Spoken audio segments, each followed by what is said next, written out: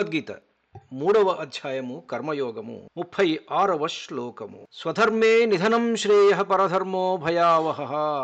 నీ ధర్మంలో మరణించటం చాలా శ్రేష్టమైనటువంటిది, గొప్పగా నువ్వు పరధర్మాన్ని ఆచరించినప్పటికీ కూడా అని పరమాత్మ చెప్పిన తర్వాత అర్జునుల వారు ఒక ప్రశ్న వేస్తున్నారు పరమాత్ముణ్ణి. అధకేన ప్రయుక్తోయం పాపం చరతి పూరుషః అనిచ్ఛన్నపి వార్ష్ణేయ బలాద్ ఇవ నియోజితః. వార్ష్ణేయ, ఓ కృష్ణ, వృష్ణి వంశస్థుడైనటువంటి ఓ కృష్ణ, అథ మరి, అయం పురుష, ఈ పురుషుడు, అనిచ్ఛన్ అపి ఇష్టపడకున్నను, బలాత్ బలవంతము చేయబడినట్లుగా, బలాత్ నియోజిత ఇవ బలవంతము చేయబడినట్లుగా, కేన ప్రయుక్త ఎవరి చేత ప్రేరితుడై, పాపములను చరతి ఆచరించుచున్నాడు, ఎవరి చేత ప్రేరేపించబడి ఈ పాపాలను చేస్తున్నాడు. కేన ప్రయుక్త పాపం చరతి, ఎవరిచే ప్రేరితుడై అని ఒక ప్రశ్న వేశారు అర్జునుల వారు. దానికి పరమాత్మ సమాధానం ఇస్తున్నారు. ఎవరు ప్రేరేపించేది, ఎవరు? Who is instigating? ఇది చాలా ఇంపార్టెంట్ కదా. ప్రతి ఏ మనిషి అయినా సరే పాపం చేస్తున్నాడంటే ఆ పాపం చేయడానికి వాడిని ఎవడు ప్రేరేపిస్తున్నాడు? వాడికి సొంతంగా పుట్టిన ఆలోచన, లేకపోతే వాడికి ఎక్కడి నుంచైనా వచ్చిందా ఆలోచన? రెండు రకాలుగా కదా. ఒక మనిషి పాపం చేయాలంటే వాడికి సొంతంగా అన్న వచ్చి ఉండాలి, లేదా ఎవడన్నా ప్రేరేపించి ఉండాలి. మరి ఎవరు కారణము? Let's go to the root cause analysis.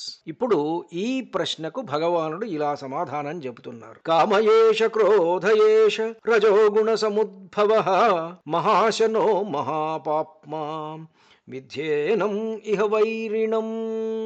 రజోగుణ సముద్భవః, రజోగుణము నుండి ఉత్పన్నమైన, ఏషః కామః, ఈ కామమే, క్రోధః క్రోధము, ఏషః ఇది, మహాశనః ఎంత తిన్నా కూడా తృప్తి లేనిది, ఇది తిండిపోతు అనమాట. ఈ క్రోధము, ఈ కామము ఇవన్నీ కూడా రజోగుణం నుంచి ఉత్పన్నమైనటువంటివి. మహాపాప్మ, మిక్కిలి పాపిష్ఠిది.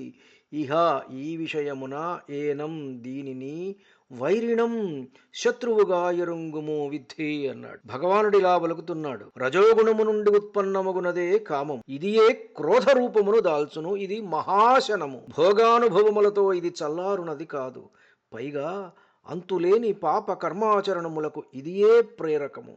కనుక ఈ విషయమున దీనిని పరమశత్రువుగా ఎరుంగుము. చూడండి ఎంత స్పష్టంగా చెప్పాడు. పరమశత్రువు, ఇది మామూలు శత్రువు కాదు. This is the enemy. కాబట్టి దానినే నువ్వు శత్రువుగా, మనిషికి నిజమైన శత్రువులుగా తెలుసుకో అని చెప్తున్నారు పరమాత్మ. దీంట్లో ఎంత మానసిక విశ్లేషణ ఉన్నదో చూడండి.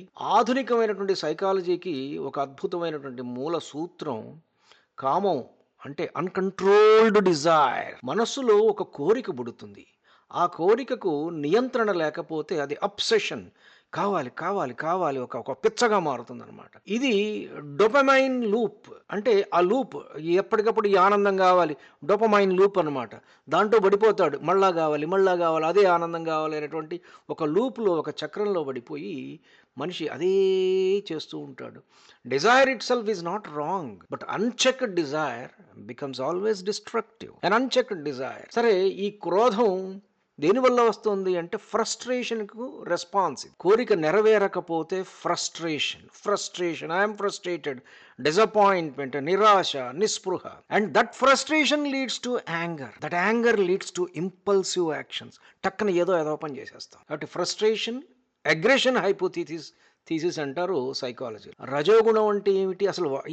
ఈ కామయేష క్రోధయేష రజోగుణ సముద్భవ అన్నారు కదా. ఈ రజోగుణం అంటే ఏంటి అంటే హైపర్ యాక్టివిటీ ఆఫ్ మైండ్. కావాలి, చేసేయాలి, పుష్ అనమాట.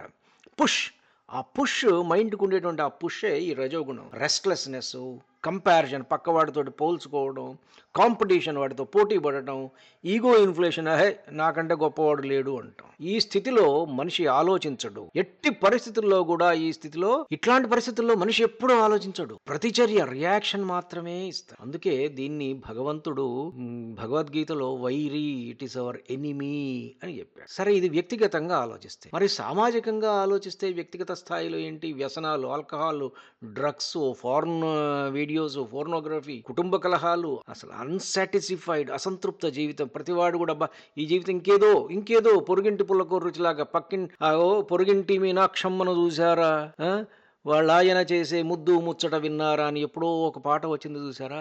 ఆ విధంగా ఎప్పటికప్పుడు పోలికలు, అసంతృప్త జీవితం అంటే అసంతృప్తి, ఇవన్నీ కూడా ఎక్కడి నుంచి వచ్చినాయి? కామక్రోధాల నుంచే వచ్చాయి. అంటే సమాజ స్థాయిలో అవినీతి ఎందువల్ల వస్తోంది అంటే అధికమైన ఆశ, కామం, ప్రతిదీ కూడా ఆశ. హింస అంటే ఈ హింస దేని వల్ల వస్తోంది? క్రోధం వల్ల వస్తుంది. సామాజిక విభేదాలు ఎందుకు వస్తున్నాయి మనిషికి మధ్య? ఈగో అండ్ డిజైర్, అహంకారము, కోరిక, ఈ రెండిటి వల్లనే కదా ఈ సామాజిక విభేదాలు వచ్చేటువంటి. కాబట్టి దీన్ని రెడ్యూస్ చేస్తే చేస్తే ఏమొస్తుంది?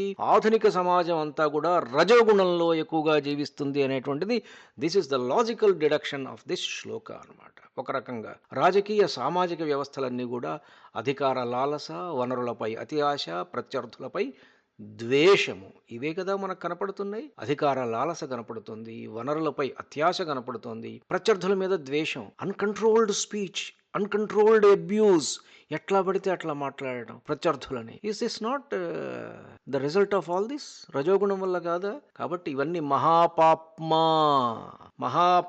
అన్నాడు కదా, ఇది ఈ మహాపాప్మా యొక్క లక్షణాలే ఈ రజోగుణం. ఇది మిక్కిలి పాపిష్ఠిది అంటున్నాడు. కాబట్టి కామాన్ని నియంత్రించాలి, క్రోధాన్ని గుర్తించి ఆపాలి, సత్వగుణాన్ని పెంపొందించుకోవాలి. ఇదే నిజమైన యుద్ధ విజయం. This is the real victory in the war.